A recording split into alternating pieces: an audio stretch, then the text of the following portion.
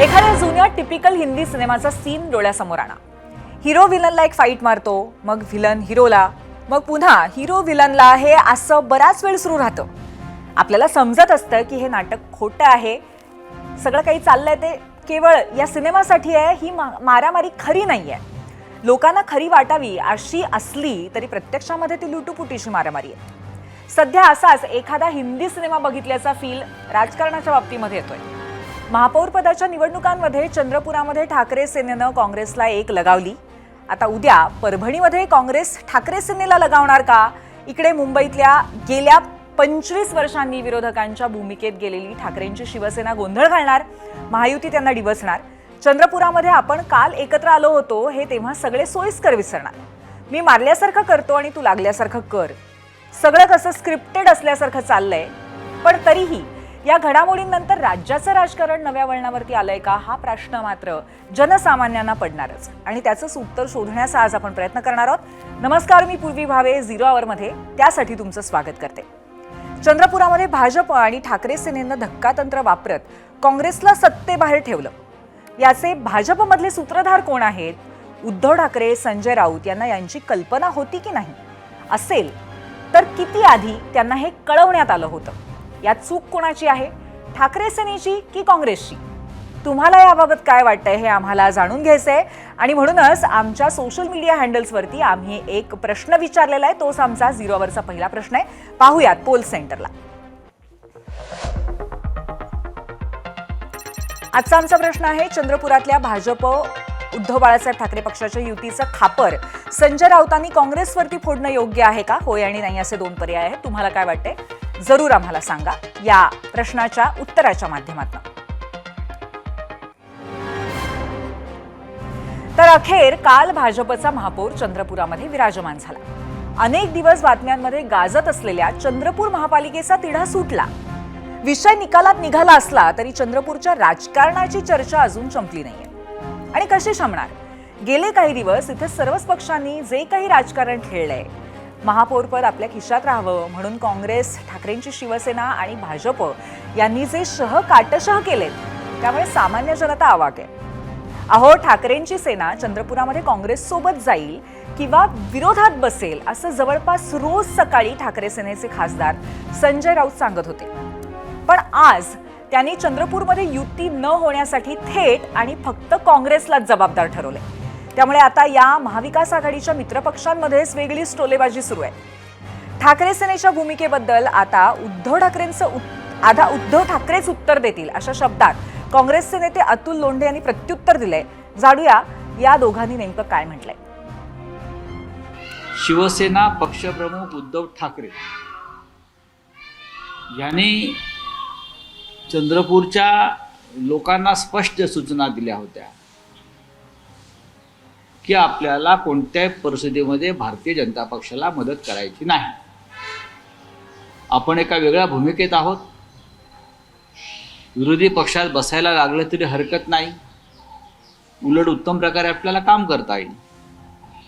तरीही काँग्रेसच्या घोळामुळे स्थानिक लोकांनी हा निर्णय घेतला. याचा अर्थ आम्ही भारतीय जनता पक्षाबरोबर गेलो असं मी मानायला तयार नाही. मुंबईत गेल्यावरती आम्ही याच्यावरती चर्चा करू. काँग्रेस पक्षच इतका विस्कळीत झाला त्या भागामध्ये, म्हणजे खरं म्हणजे काँग्रेसला लाज वाटली पाहिजे की 27 सर्वाधिक नगरसेवक निवडून आलेले असताना ते सत्ता चंद्रपूरची मिळवू शकले नाहीत. याला जबाबदार कोण याची चौकशी उच्च पातळीवरती व्हायला पाहिजे. शिवसेनेला दोष देऊन अर्थ नाही. तुमच्याकडे सर्वाधिक नगरसेवक होते. वंचित, MIM ह्याने सुद्धा तुम्हाला पाठिंबा शेवटच्या क्षणी दिला नाही, कारण तुमच्यामध्ये एक वाक्यता नव्हती आणि तुमच्या 2 गटामध्येच भानगडी सुरू राहिल्या शेवटपर्यंत. त्याच्यामुळे इतर जे पक्ष तुम्हाला पाठिंबा देणारे होते त्यांना तटस्थ राहावं लागलं किंवा वेगळा निर्णय घ्यावा लागला. त्यांचं उत्तर आता उद्धव ठाकरे साहेबांचे पक्ष देतील. पण आम्हाला सांगितलं होतं की आम्ही एकतर काँग्रेससोबत जाऊ किंवा आम्ही विरोधात बसू, असं आम्हाला स्पष्टपणे आपण पाहिलं असेल संजय राऊत साहेबांच्या प्रेसमध्ये पण काल सकाळी ते बोलले होते. त्यामुळे तसंही आमचं 31चं गणित बसत होतं, 23 आणि 31 असं होतं ते. पण वेळेवर वंचित आणि MIM जे आहे ते तटस्थ राहिले, मतदानाला आले नाही. आणि शिवसेना उद्धव बाळासाहेब ठाकरे जे आहे ते BJP सोबत गेले. त्यामुळे काँग्रेस आणि शिवसेना ठाकरे सेनेमध्ये निर्माण झालेल्या या वादाबद्दल राज्यामध्ये सध्या जोरदार चर्चा आहे. पण सामना या ठाकरे सेनेच्या मुखपत्रामध्ये चंद्रपूर महापौर निवडणुकीची साधी बातमी नाहीये, हाही चर्चेचाच एक विषय आहे. आपण रोजच पाहतो की सामना या वृत्तपत्रातनं महत्त्वाच्या राजकीय घडामोडींवरती थेट रोखठोक भाष्य केलं जातं. पण चंद्रपुरामध्ये ठाकरे सेनेचा उपमहापौर झाला असतानाही सामनाच्या एकाही आवृत्तीनं त्याची दखल घेऊ नये म्हणजे नवलच. चंद्रपूरमध्ये स्थानिक नेत्यांनी भाजपसोबत जाण्याची जी भूमिका घेतली त्यामुळे सामनामध्ये बातमी छापली गेली नाही का? त्यांच्या भूमिकेमुळे पक्षाच्या अडचणी वाढल्या आहेत का? असे प्रश्न त्यामुळे साहजिकच निर्माण झालेत.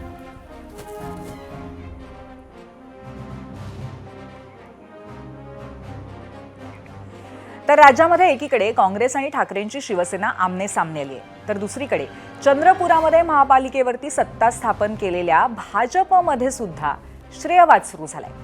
खरं तर इथे निवडणुकीमध्ये भाजप दुसऱ्या क्रमांकाचा पक्ष होता, पण तरीही महापौरपद मिळाल्याने इथे क्रेडिट घेण्याला जास्त धार आहे. चंद्रपूरमधील भाजपचे नेते सुधीर मुनगंटीवार आणि भाजप आमदार किशोर जोरगेवार यांच्यात जुगलबंदी सुरू झाली आहे. महापौराला जावं लागेल ना क्रेडिट द्यायला. शेवटी महापौर कोणी केलं आहे महापौरांनी स्पष्ट शब्दात सांगितलं आहे. त्यामुळे कोणी क्रेडिट घ्यायला गेले त्याच्यावर आमचा काही आक्षेप नाही आहे. दुसऱ्याच्या उत्तरपत्रिकेवर रोल नंबर टाकून मेरिट होण्याचा प्रयत्न केला तरी शेवटी तो एक दिवसाचा आनंद असतो. श्रेय घेण्याचा प्रयत्न माझ्याकडून कधीही झालेला नाही. हा श्रेय घेण्याचा प्रयत्न तर त्यांच्याकडून झाला. जसं उमेदवार निवडून आले किंग मेकरचे बोर्ड कुणी आणले, कोणी लावले, कोण तिथं झेंडा घेऊन नाचत होता, बाप तो बाप रहेगा हे गाणं कोण वाजवत होतं? या राज्याचा बाप एकच आहे.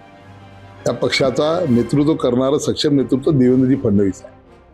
ते तुम्ही लावले आणि श्रेय जर तुम्ही एक ठरवा ना, विचारा मला त्यांनी काय प्रयत्न केले मी काय प्रयत्न. हा झाला चंद्रपुराचा भाग. चंद्रपुरामध्ये सत्ता स्थापनेसाठी हुकमाचा एक्का ठाकरेंच्या शिवसेनेकडे होता आणि त्याच्या उलट परिस्थिती परभणीत आहे, कारण तिथे काँग्रेस किंग मेकर आहे. पण झालंय असं की तिथे ठाकरेंची सेना आणि काँग्रेस आघाडीत निवडणूक लढलेल्या आहेत. शिवसेनेला सर्वाधिक 25 जागा मिळाल्या आहेत, पण बहुमत मिळालं नाही. काँग्रेसला 12 जागा मिळाल्या आहेत. त्यामुळे तिथे दोघांची सहज सत्ता येणं शक्य असताना मध्येच चंद्रपूर झालंय. त्यामुळे आता काँग्रेसनं परभणीमध्ये आपले पत्ते लपवायला सुरुवात केली आहे. आता काँग्रेस ठाकरेंच्या शिवसेनेला साथ देईल का की चंद्रपुराची परतफेड करेल असा प्रश्न उद्भवलाय. काँग्रेसचे प्रदेशाध्यक्ष हर्षवर्धन सपकाळ आणि उपाध्यक्ष सिद्धार्थ हत्तीअंबिरे यांनी तसं बोलूनही दाखवलंय. आम्ही नीतिमूल्य आणि विचारांवर चालणारे लोक आहोत. त्यामुळे विचाराशी कुठल्याही पद्धतीने प्रतारणा करणार नाही. मात्र एकंदरीत चंद्रपूरच्या घटनेच्या अनुषंगानं महाराष्ट्रभर काँग्रेसचा कार्यकर्ता दुखावला आहे. जे झालेलं आहे ते योग्य नाही आणि घटना घडल्यानंतर ज्या पद्धतीनं कुठेही कारवाई व्हायला पाहिजे किंवा एक जो त्या सगळ्या शंकांचा आणि एकंदरीत झालेल्या घटनेच्या अनुषंगाने जी चर्चा झाली पाहिजे ती अद्यापर्यंत ही झालेली नाही. वंचितचे दोन्ही मतदान काँग्रेसला व्हायला पाहिजे होते, किंबहुना भाजपला पोषक त्यांनी राहता कामा नये. उभाटा या संदर्भामध्ये उलटे आमच्यावर आरोप करत आहेत, हे आम्ही अजिबात खपून घेणार. आम्ही इथं परभणीमध्ये सोबत लढलो आणि आमचं ठरलं होतं की महापौरच्या वेळेस बैठक घेऊन चर्चा करायची आणि नंतर ठरवायचं. पण हे कालचं जे झालेलं आहे की शिवसेनेनं उभाटा गटाने काँग्रेसला सोडून भाजपसोबत हातमिळवणी केली आहे.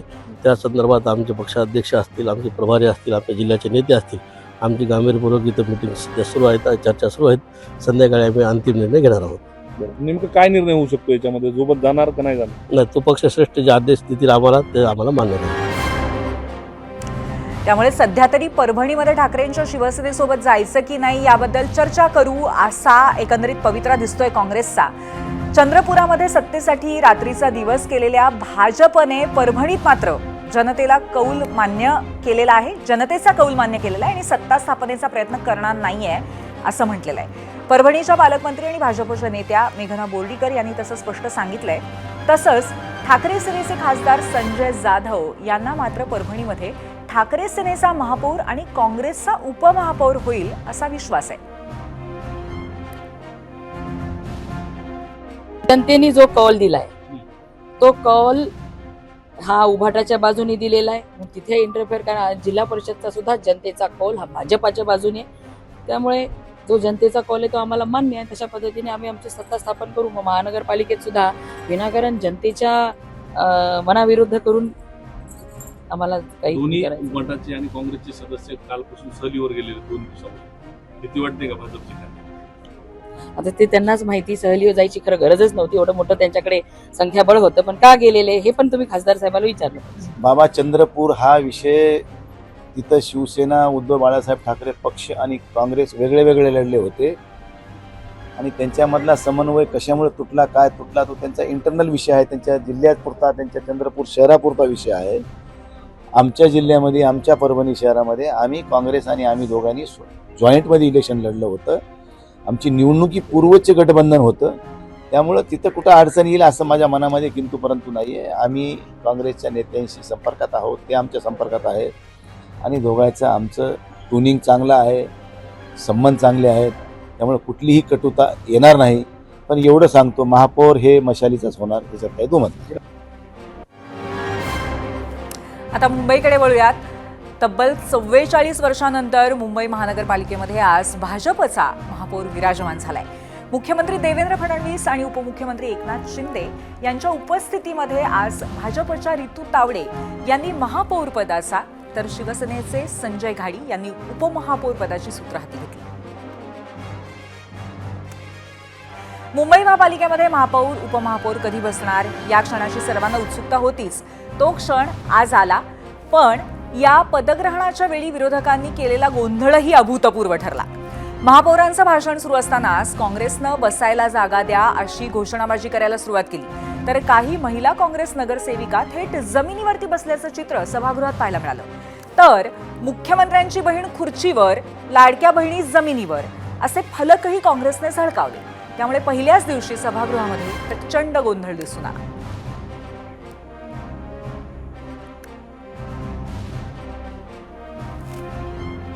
आणि तिथे फलक पण लावलेला होता. महापौर शपथ घेताना सुद्धा आम्ही त्यांच्या निर्देशनास आणलं की आमची जागा जी आहे ती आम्हाला देण्यात यावी, पण ती आमची दखल घेण्यात नाही आली. MS सुद्धा तिथे उपस्थित होते, भूषण गगराणी सुद्धा उपस्थित होते, त्यांच्या निर्देशनास आले, पण सगळ्यांनी आंधळा डोळा केला आणि कान त्यांचे पूर्ण बंद होते. आमच्याकडे सगळ्या महिला जमिनीवर बसल्या. आज लाजिरवाणी गोष्ट आहे. आमच्याकडे 16 नगरसेविका आहे, सगळे महिला, आणि ते महिलांना बसायसाठी जागा नाही, त्यांना आतमध्ये जाऊन उभा राहायला पडला. 1.5 तास ते कंटिन्यूज उभे राहिले. फक्त त्यांना भाषण द्यायचं होतं, ते भाषण दिले आणि 24 नगरसेवकांना लक्षात न घालून त्या उभे राहिले. त्याला काय काळजी ना होती आणि त्यामुळे आम्ही महानगरपालिका महापौरांच्या, आमची महिला सहभागीने निषेध केलेला आहे आणि घोषणा आम्ही सांगितली आहे याचे पहिली. लेकिन आता आम्हाला हे सांगायचं आहे की ज्या महापौरांनी 24 लोकांना नजरअंदाज केला, त्या महापौरांनी मुंबई शहरला सगळे लोकांना घेऊन, 1.5 कोटी लोकांना घेऊन कशा पुढे जाणार, ही आमचा प्रश्न आहे. तर सभागृहामध्ये काँग्रेसने असा गोंधळ केला. शिवाय उपमहापौर म्हणून संजय घाडी पदभार स्वीकारत असताना आणि नंतर भाषण करत असताना ठाकरे सेनेच्या नगरसेवकांनी सुद्धा गोंधळ घातला. 50 खोके एकदम ओके असं म्हणत त्यांनी सभात्याग केला. विक्षिप्त हावभाव आणि घोषणाबाजी शिवसेनेकडनं केली जात असल्यामुळे आपण सभात्याग केल्याचा ठाकरे सेनेच्या नगरसेविका किशोरी पेडणेकर यांनी सांगितलंही. आम्ही गोंधळ केला नाही. आम्ही बाहेर घोषणाबाजी करत चालत आलो. चालत आल्यानंतर आम्ही आमच्या बैठक दिली होती आमच्या आयुक्त आणि MS डिपार्टमेंटनी, त्या बैठकीला आम्ही बसत असताना ताकदीने, कारण नसताना बॉडी लँग्वेज वेगळ्या ठेवून भाजप आणि त्यांच्याबरोबर असलेले जे दुसरे पक्ष म्हणजे शिंदे गट वेगवेगळ्या पद्धतीने बॉडी लँग्वेज वेगळी करून घोषणा देत होते. पण यांच्या जर बॉडी लँग्वेज आत्ताच अशा वाईट असतील तर आमच्या घोषणा देणं चुकीचं होतं का? आम्ही गोंधळ घालायच्या मनस्थितीत बिलकुल नाही. या दृश्यातनंच हा गोंधळ किती अभूतपूर्व होता हे अगदी स्पष्टपणे दिसतंय. आता आपण जाऊयात मीडिया सेंटरला आणि पाहूयात आज आम्ही विचारलेल्या प्रश्नावरती तुम्ही प्रतिक्रिया काय दिल्यात.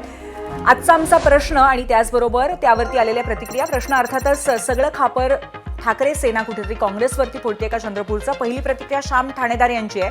दोघांच्या भांडणामध्ये तिसऱ्याचा लाभ ही म्हण चंद्रपूर काँग्रेससाठी तंतोतंत लागू पडते. एक्सवरनं पुढची प्रतिक्रिया अमित जाधव यांची आहे. ठाकरे सेना आणि भाजपच्या युतीला काँग्रेसची अंतर्गत गटबाजी कारणीभूत आहे. युट्यूबवरनं प्रसाद माने म्हणतायत, संजय राऊतांनी विनाकारण काँग्रेसवरती खापर फोडणं योग्य नाहीये.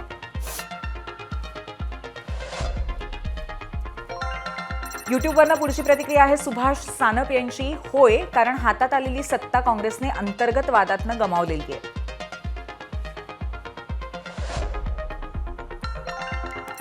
फेसबुकवरनं पुढची प्रतिक्रिया आहे अक्षय काळे यांची. चंद्रपूरमधील विजय वडेट्टीवार प्रतिभा धानोरकर यांचा वाद सत्ता हातून जाण्यास कारणीभूत आहे.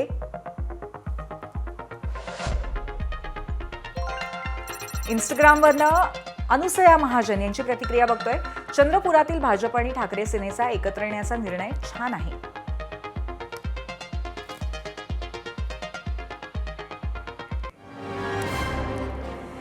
तर या प्रतिक्रिया पाहिल्यानंतर आता याच विषयाच्या अनुषंगाने आपण चर्चा करणार आहोत. जर प्रतिक्रिया आपण लक्षात घेतल्या तर अनेक जणांना असं वाटतं की काँग्रेसचा ह्याच्यामध्ये नक्कीच दोष आहे. परंतु आपण थेट आता नेत्यांशी संवाद साधूया. आपल्यासोबत आहेत काँग्रेसचे नेते प्रशांत जगताप, भाजपचे प्रवक्ते आणि महापालिकेतले मुंबईतले गटनेते गणेश खणकरजी, तसंच ठाकरेंच्या शिवसेनेचे प्रवक्ते जयेश माणी. आपल्या तिघांचंही मी स्वागत करते.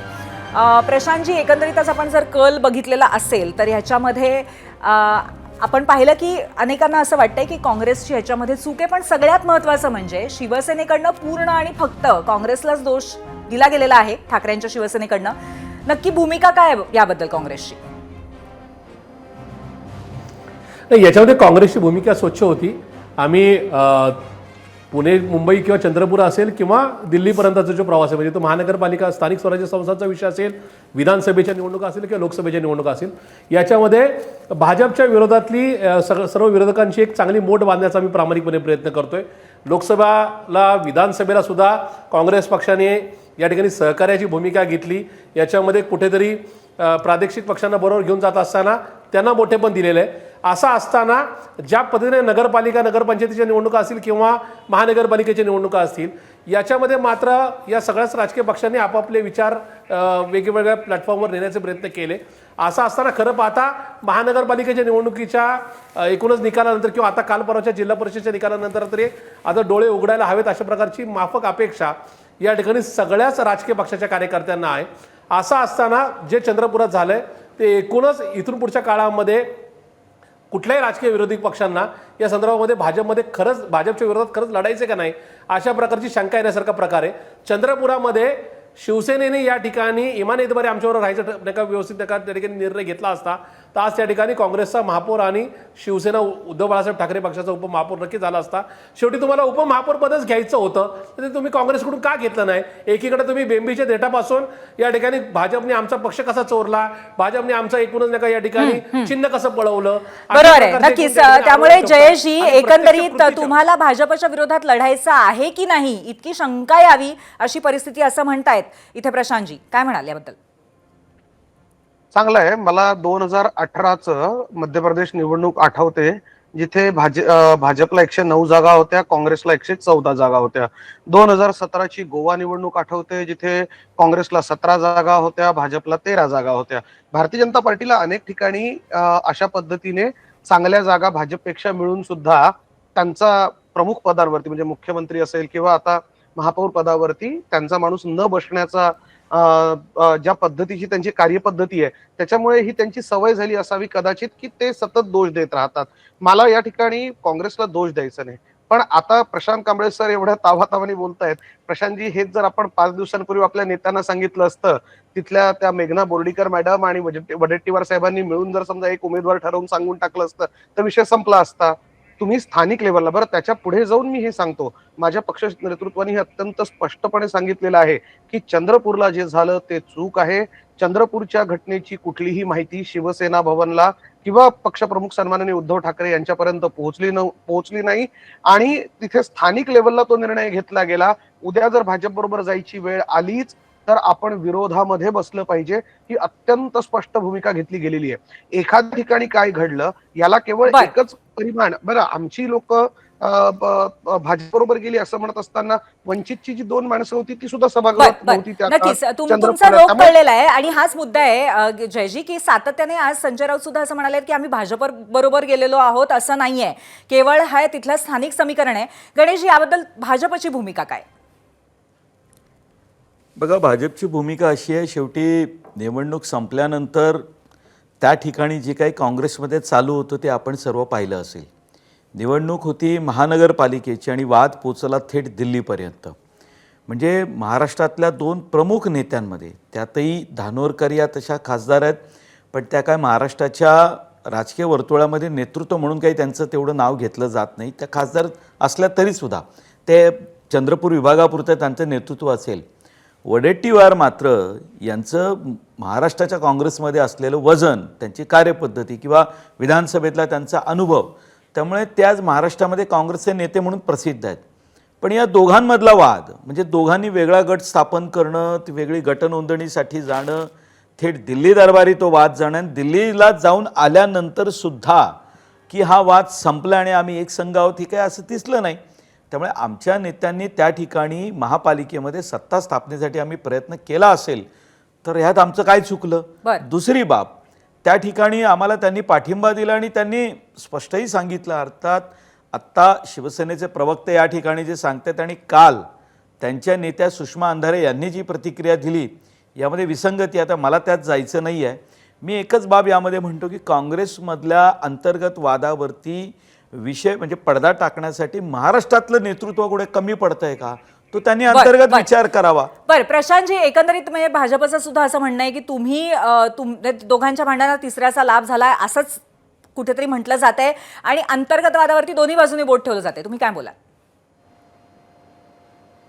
हे बघा, एक तर आमच्या पक्षामध्ये पक्षांतर्गत लोकशाही आहे, त्यामुळे आमच्या पक्षामध्ये आम्ही पक्षाच्या अंतर्गत काय चर्चा करतो किंवा या संदर्भात काय निर्णय घेतो तो आमच्या पक्षीय नका एकूणच अधिकार आहे. पण हे होत असताना मला भाजपच्या आणि शिवसेनेच्या दोन्ही नका या ठिकाणी जे आपले नका म्हणणं मांडायला आलेत असे प्रवक्त्यांना मला सांगायचं आहे की आमची मतं ज्यावेळेस आज सभागृहात झाली ती इंटॅक्ट होती, त्यामुळे कुठेही त्या संदर्भामध्ये अंतर्गत लाथाळ्या होती, 2-4 मतं फुटली वगैरे असातला काही भाग नाही.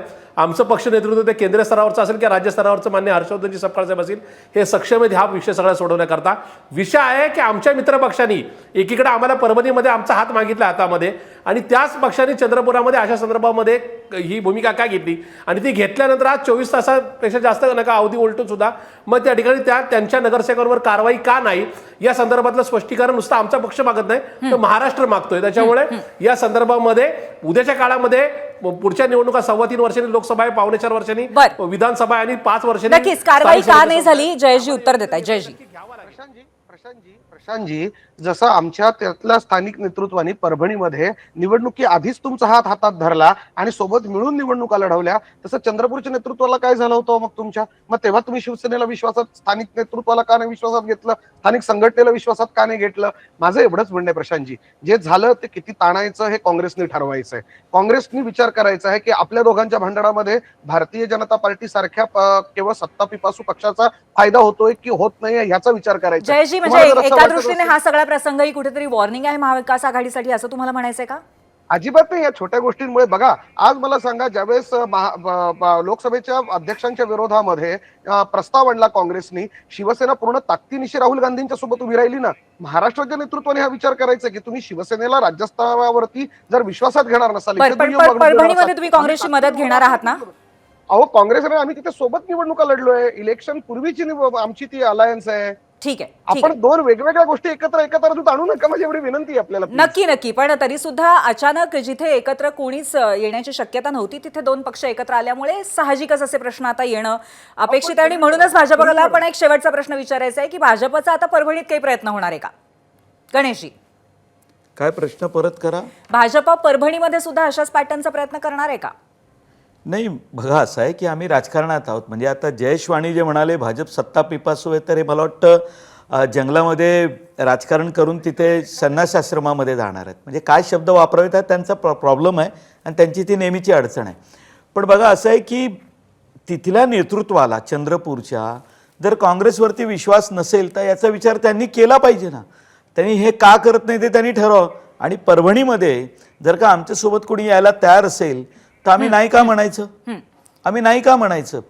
तुम्ही निवडणूक पूर्वी म्हणजे आता असं आहे की आज ती चर्चा नाही, पण म्हणजे हा पॅटर्न शिवसेनेनेच आणला ना, हो उभाठानेच आणलाय. युती तुमच्या सोबत करायची, निवडणूक तुमच्या सोबत लढायची, शिवाजी पार्कवर हात वर करायचे मुख्यमंत्री आणि जायचं काँग्रेसच्या वळचणीला. हा अगदी पॅटर्न अगदी एका वाक्यामध्ये जयजी तुमचं उत्तर घेणार आहे. एका वाक्यात आपल्याला ब्रेकवर जायचंय. मी माझा शब्द सत्तापिपासू परत घेतो. सत्तातुराणाम असं म्हणतो की हे सत्तातूर आहेत. अजून बरा शब्द संस्कृत जास्त कळतो भाजपवाल्यांना, म्हणून सत्तातूर आहे असं म्हणतो. नक्कीच मला असं वाटतं या मुद्द्यावरनं आरोप प्रत्यारोप असे सुरू राहतील आणि नक्की कोण कोणावरती आरोप प्रत्यारोप करेल याचा सुद्धा आत्ताच्या घडीला नेम नाहीये. धन्यवाद आपण इथे आलात आणि चर्चा केली त्याबद्दल. पहिला प्रश्न जो आम्ही विचारला होता चंद्रपुरातल्या सत्ता स्थापनेच्या अनुषंगाने, त्याचं आपण आज उत्तर जाणून घेऊया, किंबहुना महाराष्ट्राचा कौल जाणून घेऊया. पाहूयात पोल सेंटरला. चंद्रपुरातल्या भाजप उबाठा युतीचं खापर संजय राऊतांनी काँग्रेसवरती फोडणं योग्य आहे का? 35,000 मतं आलेली आहेत आणि 59% लोक म्हणतात होय, काँग्रेसवरती हे खापर फोडणं योग्य, आणि 41% लोक म्हणतात नाही. राज्यातल्या राजकारणावरती आपण चर्चा केली. आता आपण राजधानीमध्ये जाऊया. संसदेमध्ये आज बजेटवरील चर्चेमध्ये सत्ताधारी आणि विरोधकांमध्ये जोरदार सामना रंगला होता. झालं असं की लोकसभा अध्यक्ष ओम बिर्ला यांच्यावरती विरोधकांचा अविश्वास ठराव दाखल झाल्यानंतर आज कामकाज अखेर सुरळीत झालं. अर्थसंकल्पावरील चर्चेचं निमित्त करून विरोधी पक्षनेते राहुल गांधी यांनी भारत अमेरिका व्यापार करारावरती तोफ डागली. या कराराच्या वादळामध्ये भारतातले शेतकरी उडून जाणार असल्याचा आरोप राहुल गांधींनी केला. For the first time in Indian history, our farmers are facing a storm. Makka, soybean, lal jawar, kapas. You have opened the door. You have opened the door to mechanized American farms, thousands and thousands of acres each farm. You have opened the door to crush our poor farmers. It is disgraceful. It is disgraceful. No Prime Minister has ever done this before. And let me tell you, no Prime Minister after you is ever going to do it.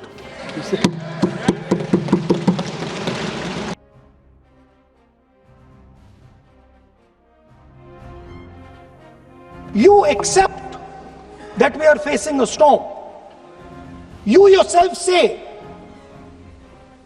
the era of one superpower is over, intensifying geopolitical conflicts. You yourself say energy and finance weaponization, and you have allowed the Americans to weaponize our finance and our energy against us. What does it mean when America says you cannot buy oil from somebody? It means our energy is weaponized. What does it mean when they say your tariffs will go down, our tariffs will go down and yours will come up? It means finance trade is weaponized. Are you not ashamed of yourselves? Are you not ashamed of giving? या सगळ्या मुद्द्यानंतर राहुल गांधी यांनी एक जबरदस्त विधान केलं. पंतप्रधान आपला देश कधीच विकणार नाहीत हे आपल्याला माहिती आहे असं गांधी म्हणाले आणि अनेकांच्या भुवया उंचावल्या. पण नंतर मात्र पंतप्रधानांना चोख केल्यामुळे ते घाबरलेत अशी पुष्टी जोडत त्यांनी आपला आरोप पूर्ण केला. I know. The interesting thing is that I know that the Prime Minister would not sell India under normal circumstances. He will not do it. You know why he sold India? Because they are choking him. Mr. Rahul, address to the chair, please. He has sold India because they are choking him. They've got a grip on his neck. Speaker साहब, मैंने बोला जब चोक लगाते हैं दूसरे व्यक्ति की आंख में देखते हो तो डर दिखता है. सर, पीएम की आंख में डर दिखता है. दिख रहा है सर. सर, आंख में आंख नहीं मिला पाते हैं. राहुल गांधींचा हा आरोप तुम्हाला पटतोय का? आम्हाला तुमचं यावरचं मत जाणून घ्यायला आवडेल आणि त्यासाठी 0 आवरमध्ये आज आम्ही दुसरा प्रश्न विचारलाय. तो पाहण्यासाठी जाऊयात आमच्या पोल सेंटरला. आजचा दुसरा प्रश्न आहे, अमेरिका आणि भारतीय उद्योगपतींच्या दबावामुळे पंतप्रधानांनी देश विकायला काढलाय. हा राहुल गांधींनी लोकसभेमध्ये केलेला आरोप योग्य आहे का? होय आणि नाही असे 2 पर्याय आहेत. सोशल मीडियावरती आमचा हा प्रश्न तुम्ही पाहू शकता आणि अजूनही व्होट करू शकता. तर आत्ता जो आपण बाईट ऐकला त्याच्यामध्ये राहुल गांधींनी ग्रिप आणि चोक हे शब्द वापरले. हे शब्द मार्शल आर्टच्या संदर्भातले आहेत. आपल्या भाषणाच्या सुरुवातीलाच त्यांनी आपला फिटनेस आणि त्यात मार्शल आर्टची किती भूमिका कशी आहे हे सविस्तर सांगितलेलं होतं. ते आता मी तुम्हाला दाखवत बसले तर त्याच्यामध्ये बराच वेळ जाईल, पण जवळजवळ 3.5-4 मिनिटं ते यावरती बोलले होते. पण त्यातला क्रक्स असा आहे की एखाद्या खेळाडूनं प्रतिस्पर्ध्याच्या मानेभोवती ग्रीप घेतली की तो चोक होतो, म्हणजे त्याचा श्वास कोंडतो असं गांधींना म्हणायचं होतं. त्यांनी हेच रूपक अमेरिका आणि उद्योजक गौतम अदानी आणि मोदींसाठी वापरलं. पण सभागृहाचे सदस्य नसलेले अदानी, अनिल अंबानी यांच्याबद्दल बोलता येणार नाही असं पीठासीन अधिकारी जगदंबिका पाल यांनी गांधींना बजावलं. जिजित्सु में ग्रिप दिखती है, राजनीति में ग्रिप चोक नहीं दिखता. At the centre of our defence budget is a choke applied by mister Adani. So I'd like to talk about Mr. Adani and the case in the United States against Mr. Ambani, because that is a central part of the budget. वो भी इस house के कोई सदस्य नहीं जिसपे आप आरोप लगा रहे, कैसे संभाल देंगे? किसी पे माननीय लीडर ऑफ अपोजिशन आप लिख करके दे सकते हैं. अगर आप जिस तरह का आरोप लगा रहे हैं, स्पीकर सर, आप नियम 352(5) और 354 को भी जानते हैं कि आप उनका नाम ले सकते हैं, लेकिन जिस तरह से आप एक मतलब हायर अथॉरिटी को या प्राइम मिनिस्टर को या सरकार को नहीं सर, उनके साथ जोड़ना. तो बोलने तो दीजिए. आप नियम जानिए. आप नियम सर, जानिए. अदानी जी जो है, आप अपने बजट तक सीमित रहिए. देखिए, आप जो भी चाहें अपनी बात कहें, आप अपनी बजट पे बात कहें. बजट मैं कर रहा हूं सर. बजट पे आलोचना सर, आप मुझे करने दीजिए. आपको बिल्कुल लगा. आप बैठिए बेनी बहन जी, आप अपनी बात जो कह रहे हैं वो कहिए, लेकिन जब किसी का नाम लेकर के और किसी हायर अथॉरिटी करें तो आप ये सदन नियमों से चलेगा और आप इस तरीके से आरोप नहीं लगा सकते सरकार को. तर दिल्लीमध्ये आज असं एक जबरदस्त नाट्य रंगलेलं होतं लोकप्रतिनिधींमध्ये. आता पुन्हा एकदा महाराष्ट्रात येऊया. आज छत्रपती संभाजीनगरामध्ये एक अतिशय भीषण घटना उघडकीला आली आहे. एबीपी माझानं याला वाचा फोडल्यानंतर आता यंत्रणांना जाग आली आणि त्याची चौकशीही सुरू झाली आहे. नेमकं काय घडलंय आणि त्यावरती आमची भूमिका काय आहे हे आता आपल्याला सांगणार आहेत एबीपी माझाच्या कार्यकारी संपादक सरिता कौशिक. सरिता. धन्यवाद पूर्वी. छत्रपती संभाजीनगरमध्ये एका नामांकित इंग्रजी शाळेमध्ये 4 मुलांनी त्यांच्याच वर्गमित्रावर लैंगिक अत्याचार केल्याची धक्कादायक घटना समोर आली आहे. त्यातील हादरवणारी बाब ही की हे सर्व विद्यार्थी 6वीतले. सप्टेंबर महिन्यात ही घटना घडली. धक्का बसलेल्या लहानग्यानं आपल्या पालकांना सांगितलं. त्यानंतर या प्रकरणी 4 मुलांविरोधात फुलंब्री पोलीस ठाण्यात पॉक्सो अंतर्गत गुन्हा दाखल करण्यात आला. पण शाळेची प्रचंड उदासीनता होती असा पालकांचा आरोप आहे. चौकशी करून मुलांना सस्पेंड करणं वगैरे तर सोडाच, पण साधा त्यांचा वर्ग सुद्धा बदलण्यात आला नाही. रोज तीच मुलं या पीडित मुलाला भेटायची. धास्तावलेला मुलगा शाळेची अनास्था बघता शेवटी पीडित मुलाच्या पालकांनी त्याला शाळेतून काढलं. मात्र शाळेनं अपेक्षित पावलं उचलली नाहीत. आता शिक्षण विभागानं त्रिसदस्यीय चौकशी समिती नेमून प्रकरणाची चौकशी सुरू केली आहे. कारवाई होत नाही म्हणून पालक एबीपी माझाकडे आले. एबीपी माझानं बातमी दाखवता शिक्षण मंत्री दादा भुसेंनी त्याची दखल घेतली. पण 6वीत 4 मुलं एकत्र येऊन जर असं खरंच करत असतील तर आपल्याला समाज म्हणून, पालक म्हणून बऱ्याच प्रश्नांची उत्तरं शोधावी लागणार आहेत. असा गुन्हा करणाऱ्यांच्या घरचं काय वातावरण असेल? इतकी हिंमत कशी आणि का होऊ शकली? आपण असं करावं असं का वाटलं असेल? वेब सिरीज, रील्स यांचं ओव्हर एक्सपोजर आहे का? अलीकडेच गाझियाबादमध्ये 3 बहिणींनी वेब सिरीजच्या नादात आत्महत्या केली. अशा घटनांना कारण ओव्हर एक्सपोजर की पालक शिक्षकांचं दुर्लक्ष की एकूणच असंवेदनशीलता? पीडित बालकाच्या मनावरच्या जखमा कशा भरून निघणार? पीडित बालकाच्या आईवडिलांना वाटत असणारा राग, वैफल्य, निराशा काय वाटत असेल त्यांना हे तर सांगायलाच नको. पण समाज जीवनात आणि समाज मनावरही अशा घटनांचा दूरगामी परिणाम होतोच. कारण एकीकडे दोषींना शिक्षा व्हायला तर हवी, पण आरोपी जेव्हा स्वतः इतक्या लहान वयाचे असतात तेव्हा त्यांच्याही पुढच्या आयुष्याच्या नॉर्मल्सीचा प्रश्न असतोच. पूर्वी ब्रेकनंतर 0 आवरमध्ये आपलं पुन्हा एकदा स्वागत. ब्रेकवर जाण्यापूर्वी आपण लोकसभेत आज झालेली चर्चा पाहिलेली होती. आता बघूयात त्यावर आम्ही विचारलेल्या प्रश्नावरती कौल काय आहे महाराष्ट्राचा. जाऊयात पोल सेंटरला. आजचा आमचा दुसरा प्रश्न होता, अमेरिका आणि भारतीय उद्योगपतींच्या दबावामुळे पंतप्रधानांनी देश विकायला काढलाय. राहुल गांधींनी लोकसभेत केलेला आरोप योग्य आहे का? 37,000 मतं आलेली आहेत आणि 72% लोक होय असं म्हणतायत, तर 28% लोकांचं म्हणणं आहे नाही.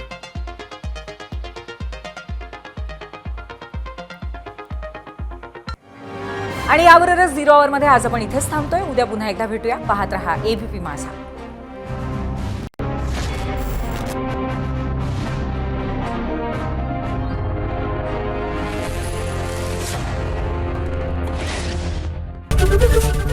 ABP माझा, उघडा डोळे बघा नीट.